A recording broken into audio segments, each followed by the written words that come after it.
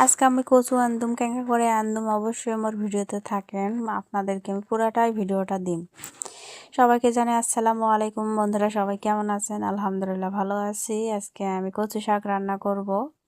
এইদিক মই মাছটা মাখিয়ে নেওয়ার পর মাছটি ভালোভাবে মাখিয়ে নিই। এই তো ধীরে ধীরে মাছটি মাখিয়ে নিতেছি। মাখিয়ে নেওয়ার পর আমি এখন মাছটি ভাজিয়ে নিব। বেশি ভাজবো না, হালকা একটু ভাজবো। আমার মতন সবাই একটু রান্না করবেন, অবশ্যই ভালো লাগবে। আমার রান্নাটা অনেক সুন্দর হয়েছে। দেখেন আমি কচুগুলো দিয়ে দিলাম, বেগুন, টমেটো, ঝাল এসব কিছু দিয়ে দিলাম। এই তো দিয়ে দিলাম। এখন আমি দিয়ে দিব মসুর কলাই, আদা বাটা, মশলা, জিরা বাটা, এই তো হলুদ গুঁড়ো, লবণ, পরিমাণ মতো দিয়ে দিলাম গুঁড়ো মরিচ, দিয়ে দিলাম তেল।